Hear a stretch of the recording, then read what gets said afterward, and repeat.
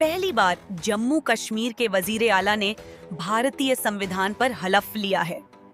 संविधान बनाने वालों की रूहों को इससे सुकून मिला होगा और ये हमारी संविधान निर्माताओं को सच्ची श्रद्धांजलि है। दफा 370 को हमेशा के लिए दफन कर दिया गया है।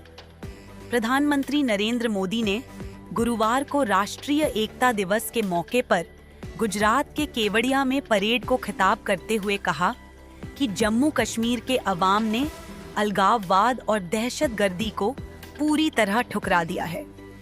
उन्होंने कहा, जम्मू कश्मीर के लोगों ने पुरानी सोच वाले अलगाववाद और दहशतगर्दी के एजेंडे को रद्द कर दिया है और भारतीय संविधान और जमहूरियत को सरफराज किया है।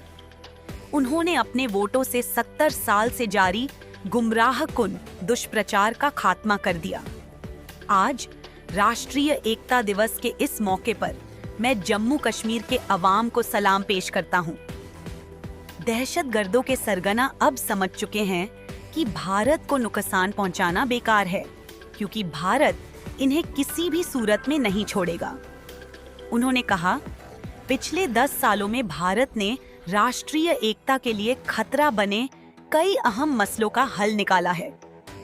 विपक्ष पर तनकीद करते हुए प्रधानमंत्री मोदी ने कहा कि 70 सालों तक बाबा साहेब आम्बेडकर का संविधान मुल्क के हर हिस्से में पूरी तरह से लागू नहीं हो सका। उन्होंने इसके लिए जम्मू कश्मीर में मौजूद दफा 370 की दीवार को जिम्मेदार ठहराया और कहा, दफा 370 को हमेशा के लिए दफन कर दिया गया है। प्रधानमंत्री ने कहा, आज पूरा मुल्क खुश है कि आजादी के 7 दशकों के बाद एक मुल्क और एक संविधान का मकसद पूरा हो गया है। यह सरदार साहब के लिए मेरी सबसे बड़ी खिराजे अकीदत है। साथियों, आज पूरे देश को खुशी है कि आजादी के 7 दशक बाद देश में एक देश एक संविधान का संकल्प भी पूरा हुआ है। सरदार साहब की आत्मा को मेरी ये सबसे बड़ी श्रद्धांजलि है। देशवासियों को पता नहीं है, 70 साल तक बाबा साहब आम्बेडकर का संविधान पूरे देश में लागू नहीं हुआ था।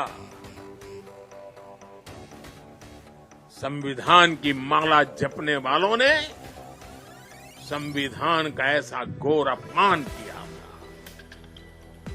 कारण क्या था? जम्मू कश्मीर में आर्टिकल 370 की दीवार, आर्टिकल 370 जो देश में दीवार बन के खड़ी थी, संविधान को यहां रोक देती थी, वहां के लोगों के अधिकारों से उनको वंचित रखती थी। वो धारा 370 को हमेशा हमेशा के लिए जमीन में गाड़ दिया गया है।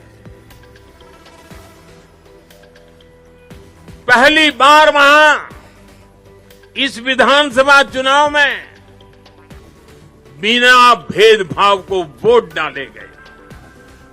पहली बार जम्मू कश्मीर में मुख्यमंत्री ने आजादी के 75 साल के बाद पहली बार भारत के संविधान की शपथ ली है।